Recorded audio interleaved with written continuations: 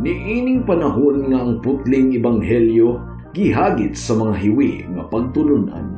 Kinahanglan mubarog ang mga tinunan ni Kristo sa pagpakigbisog sa paglaban sa pagtuo nga makausa ug alang sa tanang panahon gihatag sa Dios ngadto sa iyang katawhan. Maoy hinungdan nga namugna kining tulumanon ang putling ebanghelyo. 30 minutos nga pagsabwag sa tinuod nga ebanghelyo kauban ni Pastor Jeremias Hangad. Ang putling ebanghelyo tulumanon nga gihatod kaninyo sa Unidos Community Bible Fellowship sa Unidos Plaridel, Misamis Occidental. Ang putling ebanghelyo, ang putling ebanghelyo, ang putling ebanghelyo.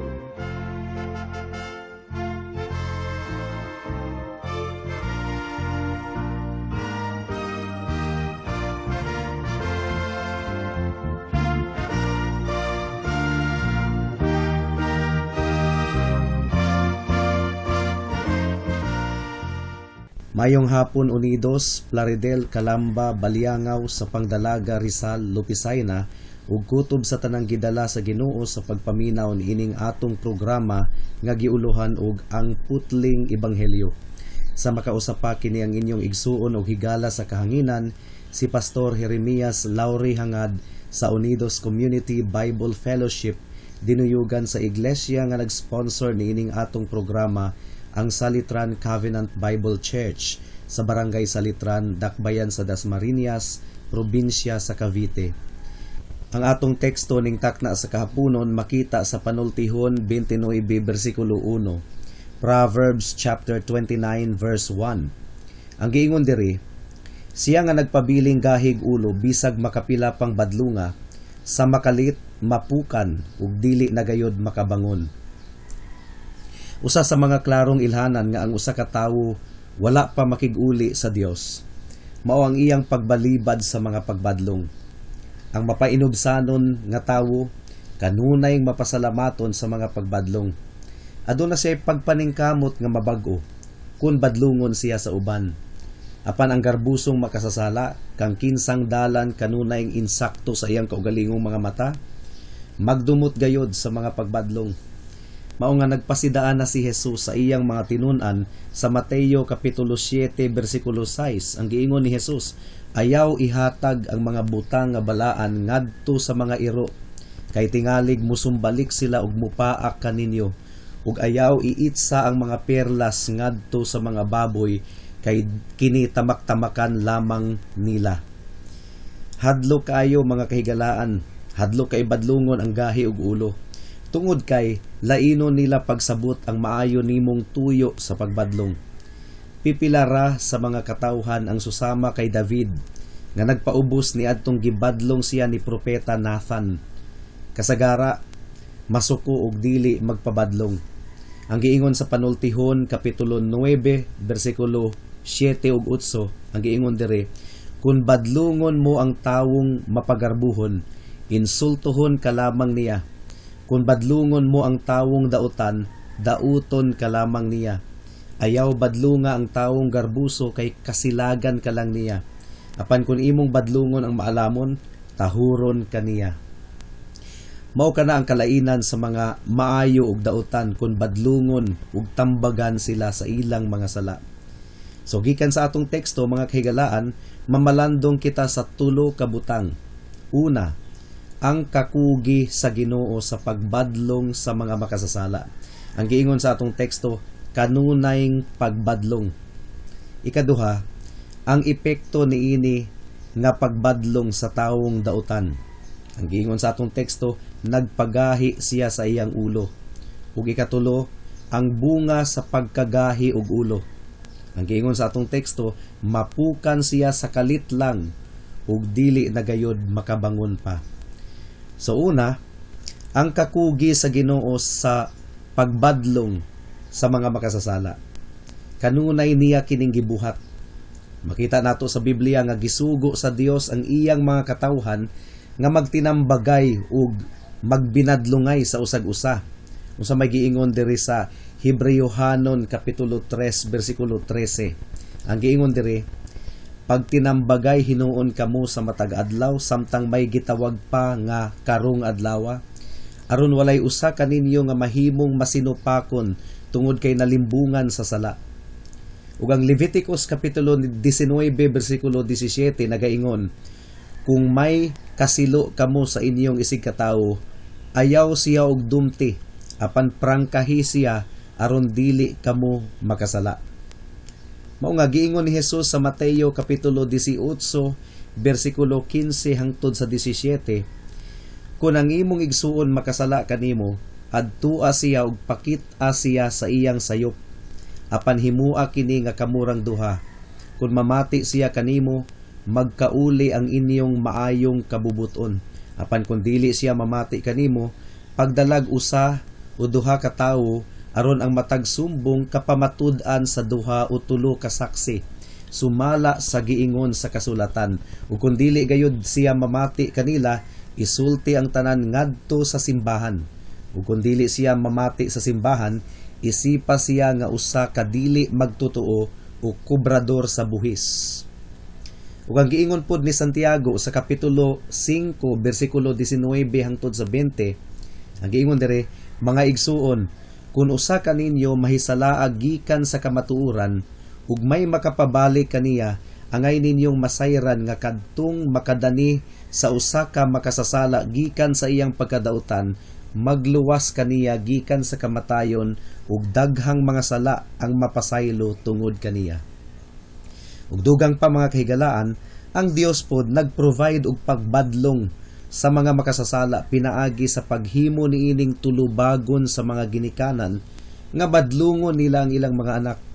Unsa may giingon sa Hebreo-hanon kapitulo 12 bersikulo 9, ang giingon dire, ang atong mga tawhanong amahan nagkastigo kanato o gitahod ta sila. Makarelate ang kadaghanan niining amahan niining butanga. Guilty gayud ang mga anak nga nagbaliwala sa mga pagbadlong sa ilang mga ginikanan, ilabi na sa mga Kristohanon nga mga ginikanan. Ang Dios usab nagbadlong sa mga makasasala pinaagi sa iyang probidensya. Subuot natong masayran mga kaigsuonan nga kanunayng nagbadlong ang Ginoo sa matag usa kanato gigamit ang mga instrumento, mga ginikanan, mga igsuon sa iglesia. Karon pinaagi pod sa iyang probidensya, nagpahamtang siya sa iyang mga paghukom sa kalibutan aron ang mga tao makakat-on sa pagkamatarong. Pinaagi sa mga kasakit nga atong nabati, napahinumduman kita nga kita makasasala ug napasidan-an kita nga muikyas gikan sa tunglo nga umaabot.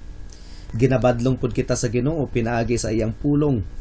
Ang giingon sa ikaduhang Timoteo kapitulo 3 bersikulo 16 hangtod sa 17, ang tibuok kasulatan gisulat uban sa lamdag gikan sa Dios ug mapuslanon alang sa pagtudlo sa kamatuoran, sa pagbadlong, sa pagsaway ug sa pagtudlo unsaon pagkinabuhi nga matarong.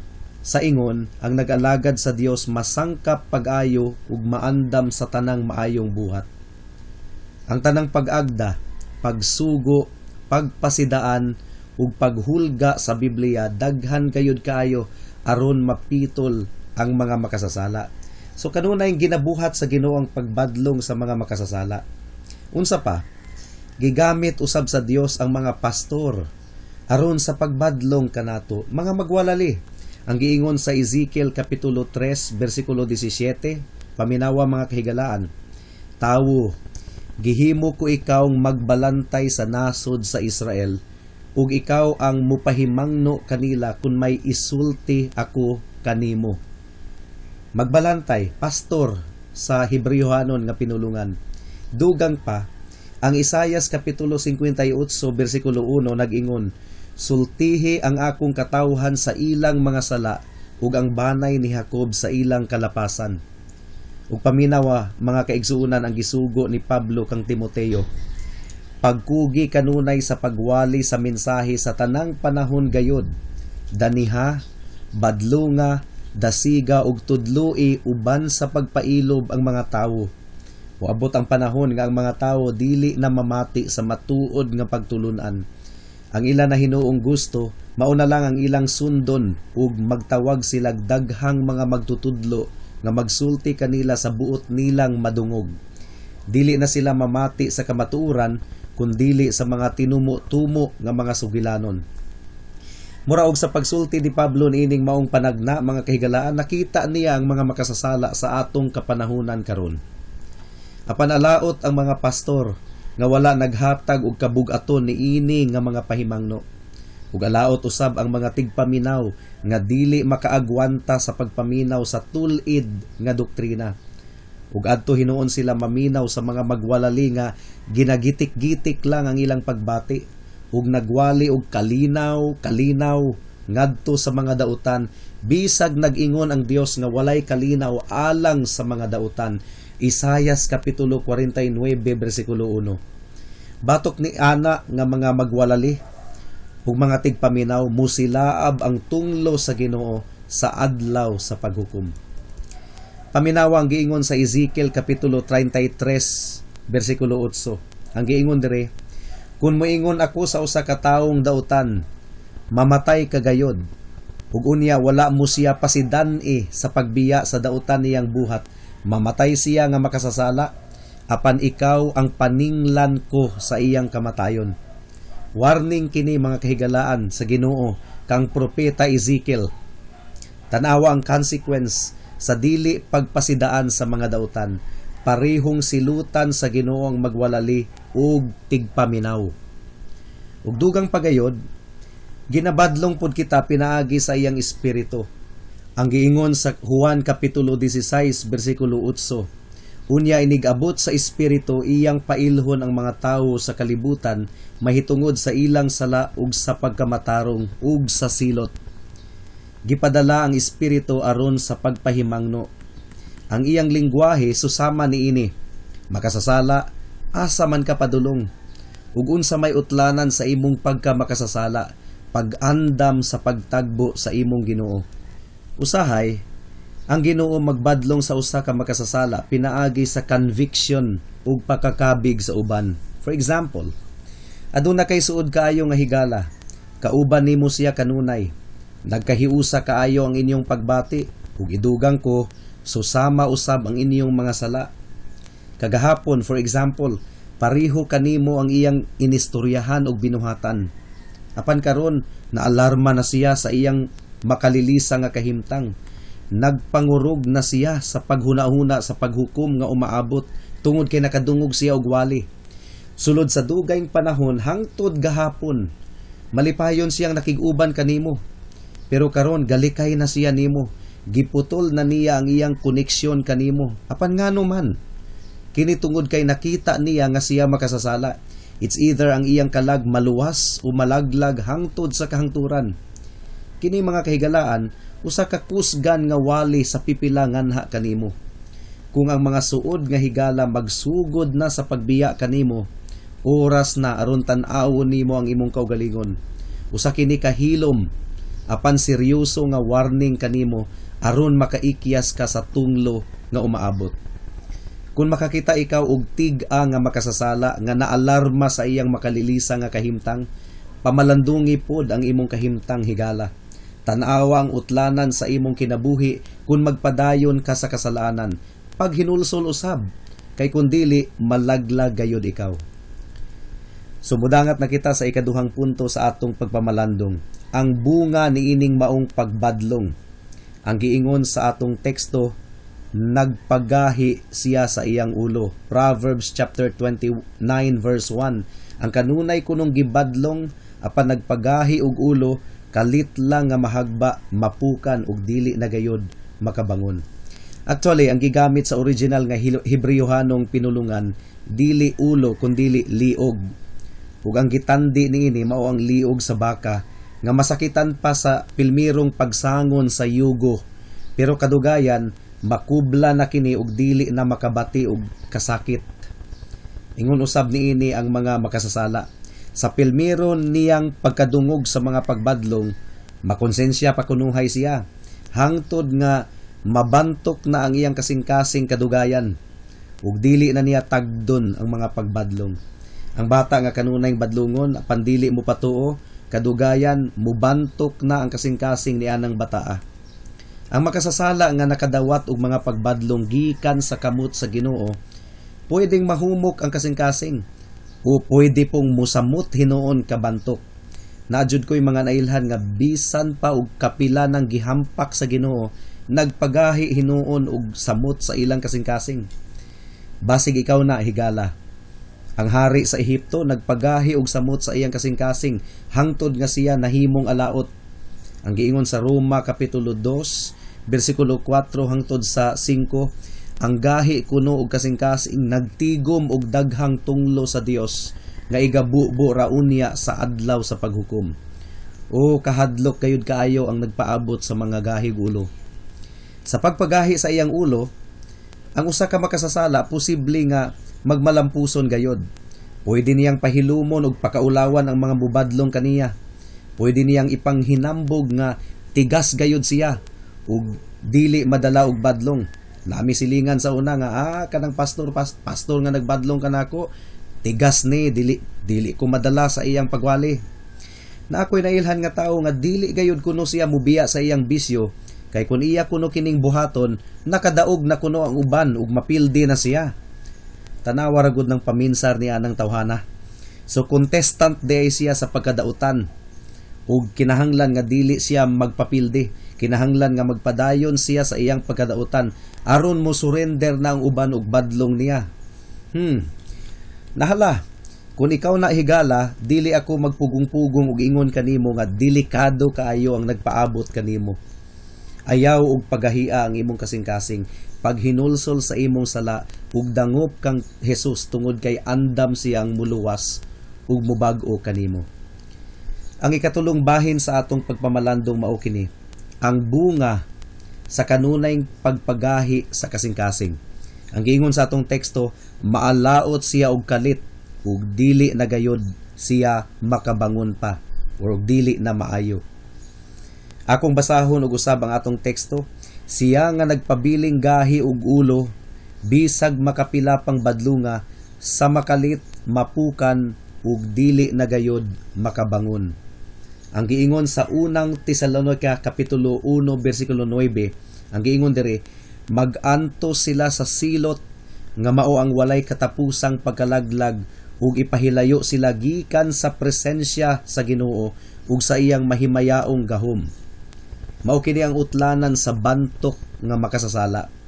Unsang matang sa silot ang nagpaabot kaniya? Una, ang iyang silot walay katapusan.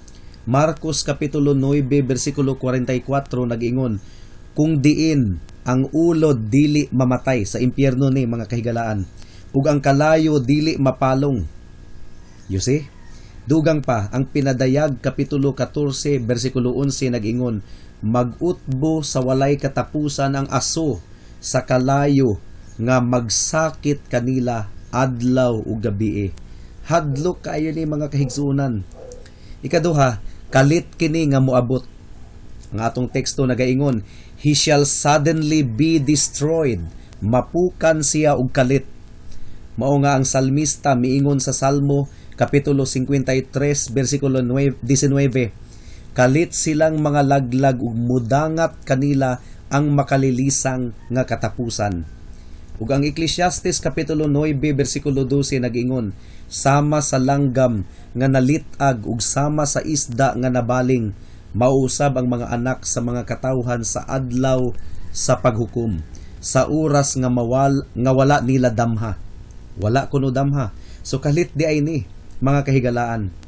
Ang unang Tesalonica kapitulo 5 bersikulo 3 nag-ingon, inig-ingon sa mga tawo, malinhawon ang tanan ug luwas sa kakuyaw, sa kalit moabot kanila ang kalaglagan sama kakalit sa sakit nga bation sa babayi nga nagbati ug dili sila makalikay niini. Mao kini ang nahitabo ni Paraon nga hari sa Ehipto, niadtong nagpagahi siya sa iyang ulo taliwala sa mga pagbadlong ni Moises. Napukaw na unta ang iyang konsensya apan iya kining gipatay pag-usab hangtod nga mikalit lang siya og kapukan. Pamalandungi kini ninyo mga kahigalaan. Ingon usab niini ang mga lumulupyo sa Sodoma ug sa Gomora. Gihatagan sila og warning hangtod sa katapusang minuto apan nagpagahi sila sa ilang kasing-kasing ug sa kalit lang napukan silang tanan. Makaingon kita nga gahi na lang gayud kaayo ang mga tawo nga dili madala sa mga pagbadlong sa Dios. Kung mosimba siya, dili maminaw og wali, tuyuon og tulog sa sulod sa simbahan. Matulog hinuon. Sige, tulog lang. Ukawon ra lagi ka sa tingog sa Ginoo inig budyong sa trompeta sa adlaw sa paghukom. Ang Dios na mismo ang nag-ingon sa Lucas kapitulo 12 bersikulo 20 nga ang taong nagbaliwala sa iyang kalag buang. The passage says, "You fool, this night I will take your soul." Ikatulo, kining matang sa silot wala nay tambal, wala nay remedyo. Ang makasasala nga nagpadayon sa pagpagahi sa iyang kasing-kasing bisan pa sa mga pagbadlong dili gayud maluwas. Mapukan siya sa kalit lamang. Muna giingon sa atong teksto ug dili na kini maremedyohan pa. Ani ang makasasala nga dili magpabadlong? Ang pangutana, unsa pa may mabuhat aron mapugnan ang iyang pagkapukan sa kalag? Ang tubag, wala na.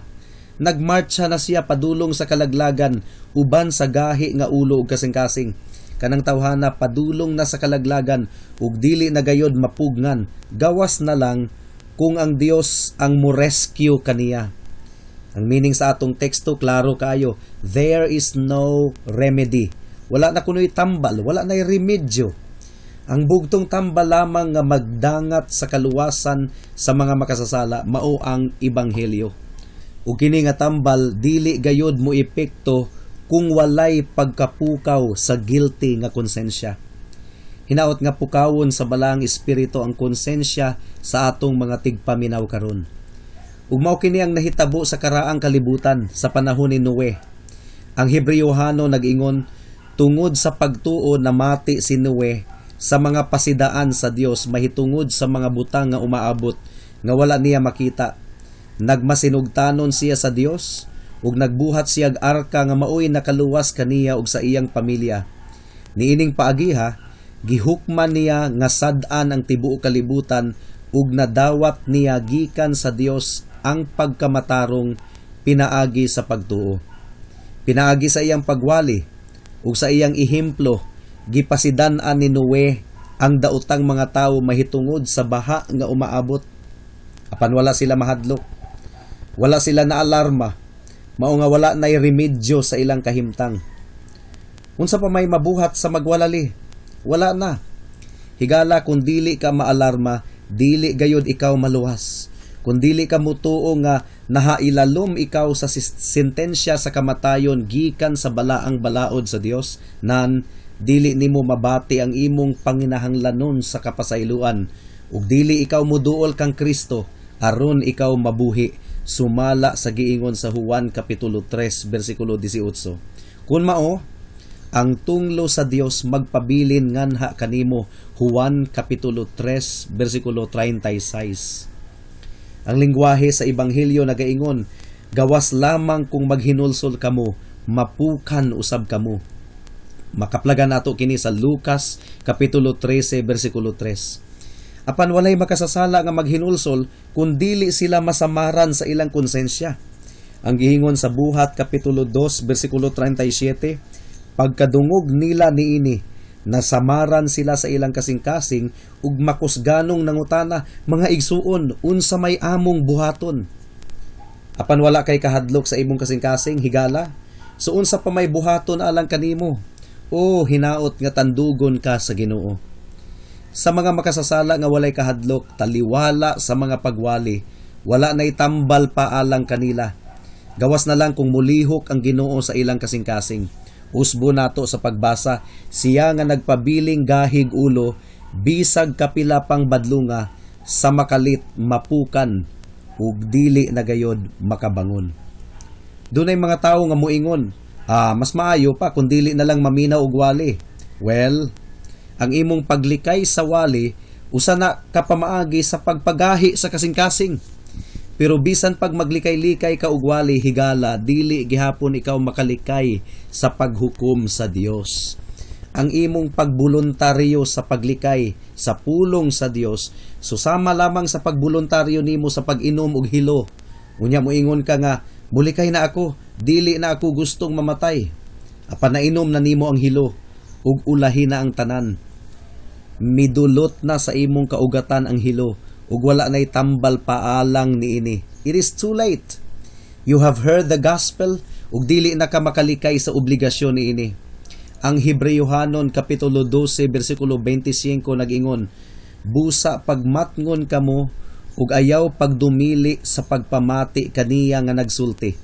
Kadtong midumili sa pagpamati niadtong nagsangyaw sa mensahe sa Dios dinhi sa yuta, wala gayod makalikay sa silot. Labi pa kitang dili makalikay kung isalikway nato siya nga nagsulti gikan gayod sa langit. So gikan niini nga subject mga kahigalaan, pwede kitang makahimo og mga pagpamalandong. Sumudangat na kita sa mga aplikasyon. Una, sala gayod kaayo ang dili pagpamati sa mga pagbadlong ug ang pagpagahi sa kasing-kasing. Pinaagi niini ang makasasala moingon, for example, pasagdahi ra gud ko. Apan ang Dios moingon, oo, pasagdahi siya nga malaglag. Hosea kapitulo 4 bersikulo 17. Sama kang Felix sa buhat 24 bersikulo 25 nga miingon, sige hawa sa karon, maminaw ra unya ako nimo kun duna ko'y higayon. Apan ang Dios moingon, sige mobiya ko kanimo, ug dili na gayod maningkamot ang akong espiritu alang kanimo. Nakita nimo higala, hadlo kaayo kung pasagdahan na lang gayod ikaw sa Dios sa imong pagkagahi. Ang Roma 2:5 nag-ingon, apan gahi kag ulo, busa gihimo mo ang kaugalingon mong silot nga labi pang dako unya sa adlaw nga ipadayag na ang kasuko ug matarong nga hukom sa Dios. Kung mapukan ug malaglag ang mga makasasala, tulisukon sila hangtod sa kahangturan sa ilang mga konsensya, nga sila mismo ang nagpaalaot sa ilang kaugalingon. Ilang kanon ang bunga sa ilang mga lakang.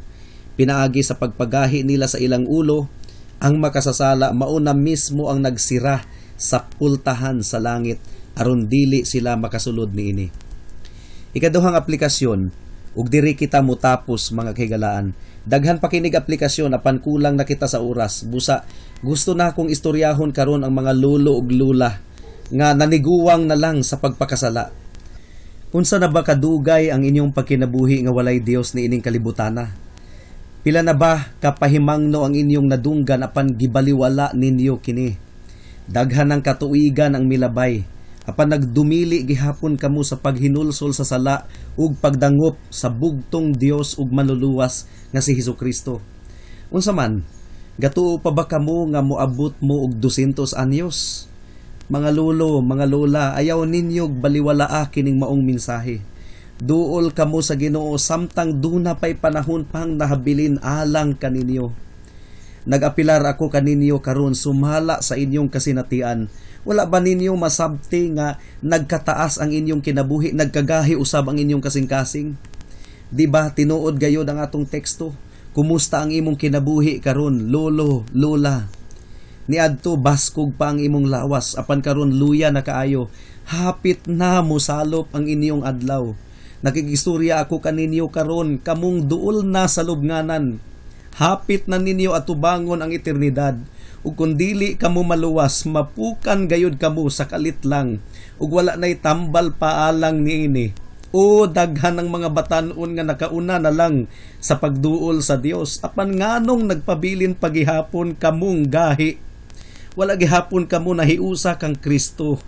Your case is becoming more and more hopeless. Dako kaayo ang posibilidad nga malaglag kamo.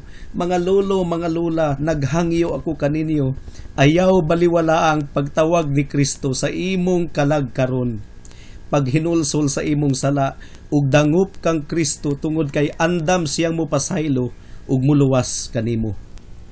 Hangtod din hinalang kita taman sa atong pagtuon karong takna, tungod kay wala na kitay oras pa.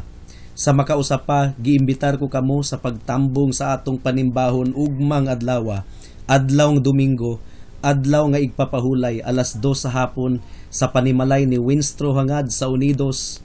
Daghang salamat. Alang sa dugang nga mga pangutana, mahimong mo text kang Pastor Jeremias hangad sa 0935 744 3030.